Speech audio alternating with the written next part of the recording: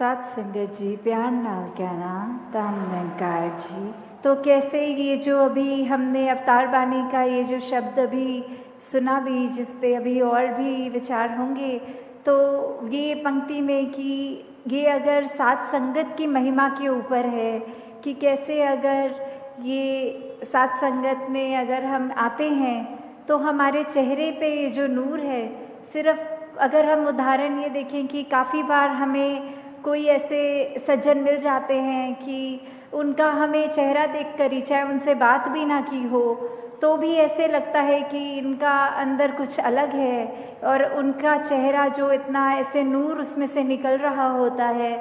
तो वो जो है बात की कैसे सात संगत की ही महिमा है कि किस तरह अगर हम संगत आते हैं, जो सारे यहाँ ये अमोलक वचन सुनने को मिलते हैं, तो वो जब हम अपने जीवन में उतारते हैं, वो एक एक शब्द को एक एक कर्म में ढालते हुए, तो अपने आप वो जो मन में चैन आता है, ये चेहरे पे एक सहज भाव होने की वजह से एक ये जो नूर आता है कि हर पल ये जो आनंद की अवस्था होती है उसको प्राप्त कर लेते हैं। हाँ जी। साध दी संगत कर ले बंदे, मैल दिलां दी दूर करे। तो यही जो सात संगत में हमारी सिखलाई होती है, हमारे को सिखाते हैं कि मन में हमें किसी के लिए भी एक ऐसे भाव नहीं रखने जो पहले तो हमारे ही मन को दूषित करेंगे और बाद में जो हम भाव रखते हैं दूसरे के लिए, तो उस तक भी पहुंचने पर वो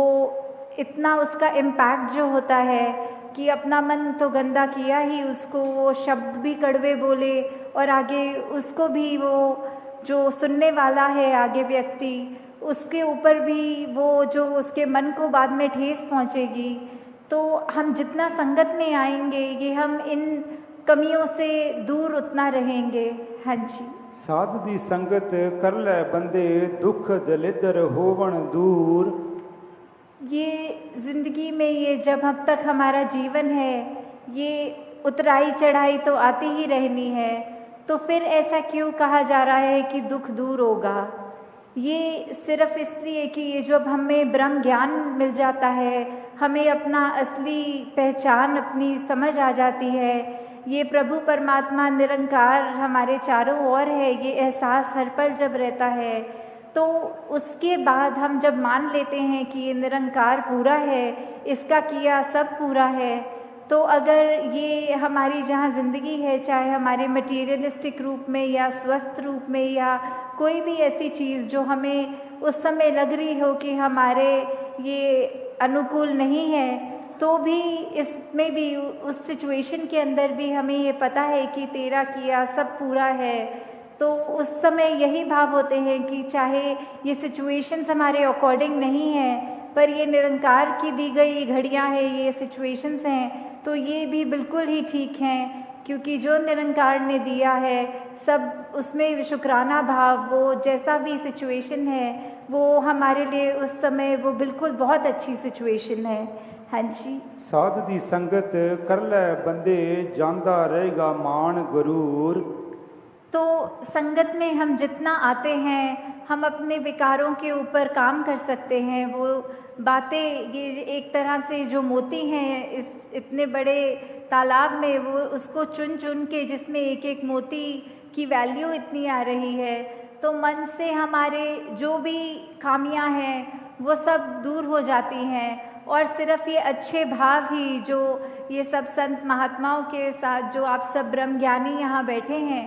तो किस तरह वही भाव हैं जो ज़िंदगी को तब्दील कर सकते हैं, जहाँ मन में हमेशा प्यार और ऐसी अच्छी भावनाएं होनी चाहिए और बिल्कुल भी ये गुरूर और इस तरह की खामियां नहीं होनी चाहिए। तो ये सब हमें फिर सत्संग की इम्पोर्टेंस के ऊपर ही दर्शाते हुए कि ये सब भी फ़ायदे हमारे तब तक जीवन में हैं जब तक हम सच्चे मन से सत्संग आके सत्संग को सत्संग की तरह करके, सिर्फ वो ना समझ कर कि आए हैं और इतने से इतने बजे तक का अनाउंसमेंट है सत्संग का, तो आए बैठे सुने चले गए, पर वो सब हमें अपनी लाइफ में इम्प्लीमेंट करना है। जब तक सुनकर उनको कर्मों में नहीं ढालेंगे, अपनी सोच को नहीं बदलेंगे, तब तक वो शब्द सिर्फ शब्द तक ही रह जाएंगे। हाँ जी। साध दी संगत कर ले बंदे अण डिठा रब पाएगा। तो जब हम ये संतों के बीच में विचरण कर रहे हैं अपना ये संगत में, तो ये हमें क्या, ये हर एक जो संत है, ब्रह्मज्ञानी है, वो परिचित है इस प्रभु परमात्मा निरंकार से। सबने रूबरू होकर आमने सामने ये परमात्मा को जहाँ देखा है, और वहाँ कहा भी जाता है कि ये परमात्मा को कोई नहीं देख सकता, पर यहाँ इतने दावे से अवतार वाणी में ये अगर अंकित है कि ये अनडिठा दिखेगा, तो उसका मतलब क्या है कि हम जब तक अपने आप को सरेंडर नहीं करते, ये हमारी जिज्ञासा कि हमारी असली पहचान, हमारा मकसद, हम क्या इस जीवन में करने आए हैं और किस से आए हैं, किस में जाना है, जब तक वो अपना नहीं समझेंगे, सिर्फ ये शरीर तक ही में सीमित हो जाते हैं कि ये शरीर ही मैं है, पर ऐसा नहीं है। जो आत्मा है ये तो शरीर से बहुत ऊंची है, ये इसी परमात्मा का अंग है जो हमारे अंदर है। तो कैसे हमें ये ब्रह्म ज्ञानियों के संग करने से ये ज्ञान की दात अपनी झोली में भी मिल सकती है। हाँ जी। साध दी संगत कर ले बंदे फलदा फुलदा जाएगा। तो ये फलदा फुलदा का भाव जो होता है कि कैसे हम खुशी हर समय की वो ले सकते हैं कि अगर कुछ ऐसा भी है जो हमारे को ठीक नहीं लग रहा, हमारा मन परेशान होने की बजाय उस घड़ियों में भी कैसे खुशी ढूंढे। तो ये सब तभी है जब हमारे मन में वो कामनेस होगी, हमारे मन में ये सिर्फ अपने आप को सेल्फ फोकस्ड रख के कि हमने सत्संग आना है, अपना सुधार करना है, दूसरों की कमियों पे उंगली नहीं, उनकी कमी नहीं देखनी, बल्कि अपने आप को देखना है। तो ये हम तब तक ही प्रफुल्लित होंगे जब तक हम ये सत्संग सुनकर अपने अंदर ही वो भावों के अंदर उजाला पैदा करें। जी। साध दी संगत कर ले बंदे पीवेंगा तू अमृत रस। तो सत्संग में हर कोई बोल जो भी बोला जाता है वो अमृत के समान होता है कि कैसे ये जो अमृत है इतनी कीमती, ये ऐसा वो उसको सिग्निफिकेंस तो अमृत का हमेशा एक होली वाटर जल की तरह लिया जाता है, पर संतों के वचन इतने कीमती हैं कि उनकी वैल्यू भी उसी के समान की है कि अगर जैसे बोला जाता है कि अमृत ले लिया तो हमेशा के लिए अमर हो गए, तो वैसे ही संतों के वचनों को अगर हमने अपने मन से सुना, सिर्फ कानों से नहीं, तो ये मन हमेशा एक खुश रहेगा, हमारी अंदर आत्मा वो अमृत रूप का ये रस लेकर हमेशा के लिए ही कायम दायम रहेगी। जी। साध दी संगत कर ले बंदे हो जान पंजे तेरे वस। तो ये पंजे, ये पांच वो जो हम सुनते हैं कि ये इंद्रियां होती हैं, काम क्रोध मोह लोभ अहंकार, तो ये पांच हमारे ऊपर कैसे कभी कभी हावी हो जाती हैं। किसी ने अगर कुछ कह दिया, थोड़ा सा भी तारीफ कर दी, तो वो मन में अहंकार आ जाता है। कभी तो उस एक्सटेंट तक भी आ जाता है कि वो इतना सूक्ष्म होता है, हमें पता तक नहीं लगता कि कैसे हमारे अंदर किसी की तारीफ ना भी करे हुए हमें अपना गुण कोई खुद ही अगर रियलाइज हो जाता है, तो वो हमारे जैसे बोलते हैं सर पे चढ़ जाती है बात कि कैसे वो धीरे धीरे वो हमारा अहंकार का रूप ले लेता है। वैसे ही अगर किसी ने कुछ अगर बोल दिया जो हमें पसंद नहीं आई बात, तो हमारा मन कैसे क्रोधित हो जाता है। ऐसे ही ये बाकी भी जो जिक्र हुआ पांचों का,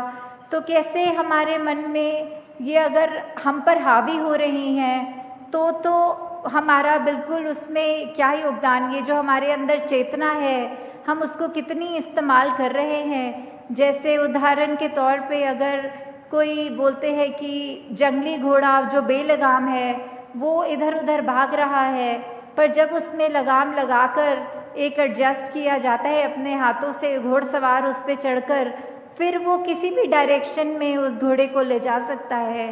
तो वैसे ही हमने अंदर ये चाहे कितने इमोशंस हैं ये हम फील करते हैं, पर हमने इन इमोशंस के वश में नहीं होना, इन इमोशंस को अपने कंट्रोल में रखना है। तो दातार कृपा करे सभी पर कि चाहे ये जो भी तन मन धन सब परमात्मा का ही है और वो उसी काम आए, दूसरी नेगेटिव काम किसी ना आए। तो इन्हीं शब्दों से दासी आप सबसे आज्ञा लेगी। साथ संगत जी प्यार से कहना धन्यवाद। साथ संगत जी प्यार से कहना धन्यवाद जी। हमें कोई कुल्हाड़ी या कुछ पकड़ना है तो पूरी मुट्ठी का काम उससे आता है। अगर हमें भोजन करना है तो हमारी 3 उंगलियों का ही काम आता है। अगर हमें फ़ोन पे टच स्क्रीन पे मैसेज करना है तो वो सिर्फ अंगूठे से ही काम हो जाता है। तो हर चीज़, हर उंगली, हर कार्य एक अलग महत्वता है हर उंगली की। तो किसी ने अपने हाथ में ये हमें कहा नहीं कि देखो हमारा काम तुमसे ज़्यादा इम्पोर्टेंट है।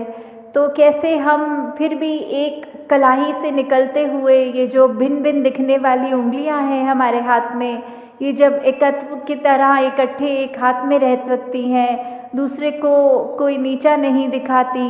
फिर भी जो अपना काम है वो पूरी ईमानदारी से करते हैं। तो ऐसे हम ये मनुष्य का शरीर जो हमारा है, तो फिर भी हमारे अंदर वो मनुष्य वाले, मानव वाले गुण क्यों नहीं बस पाते? क्यों हम फिर भी, क्योंकि दूसरा हमसे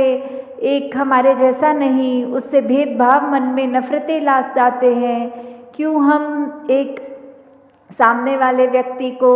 ऐसे पूजनीय तरीके से नहीं देख पाते? उसकी मिनट मिनट में कोशिश करते हैं कि किसी तरह हम दुनिया के आगे उसकी बेइज्जती कर दें, किस तरह हम उसका इस तरह मजाक उड़ाएं कि अगला रोने को मजबूर हो जाए। तो ऐसे भाव हमारे मन में क्यों हैं? हम इस तरह उस व्यक्ति के अंदर, उसके दिल में ये परमात्मा जो बसा है उसमें हम चोट क्यों पहुंचाते हैं? तो हम अगर यही बात रखें कि किसी ने अपनी, सबकी जो भी इम्पोर्टेंस है वो तो हर एक का कार्य, हर एक कोई यूनिक है। ये परमात्मा ने हर एक को बनाया है, हर एक की शक्ल अलग दूसरे से है। हालांकि ये जो फिंगरप्रिंट्स की भी बात आती है कि किसी का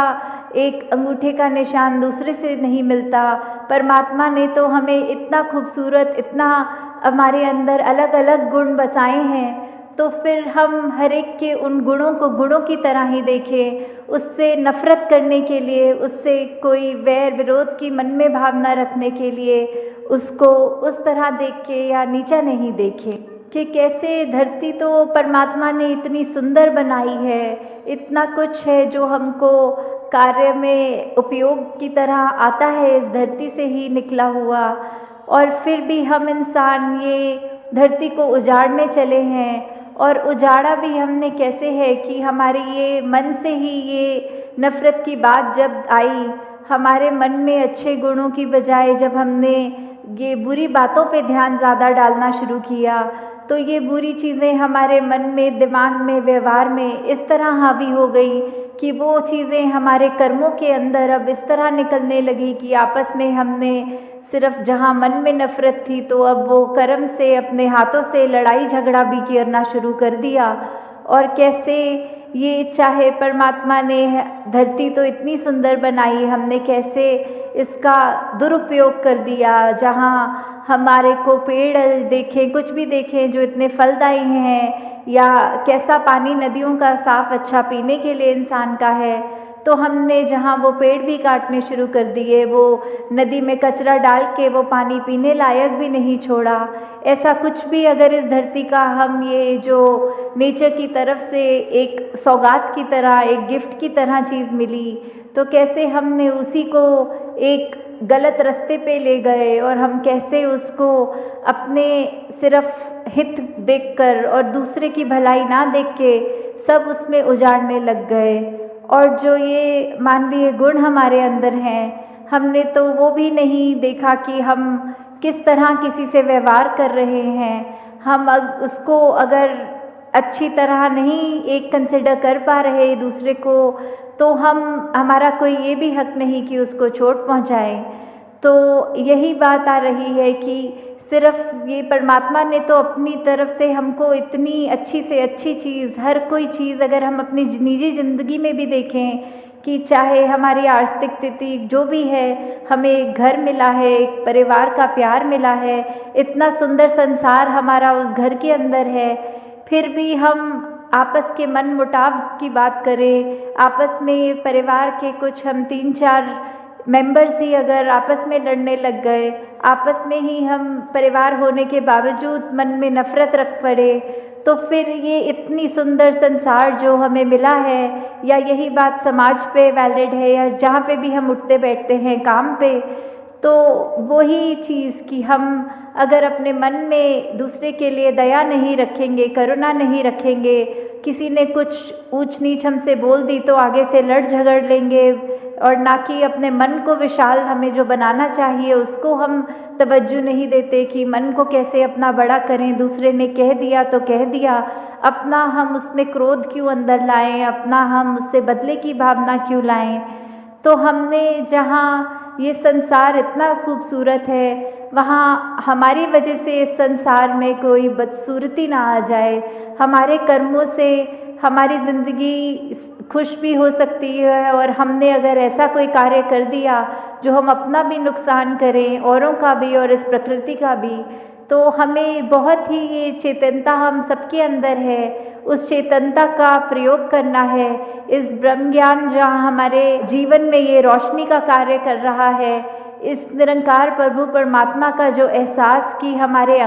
संगत जी, धन निरंकार जी।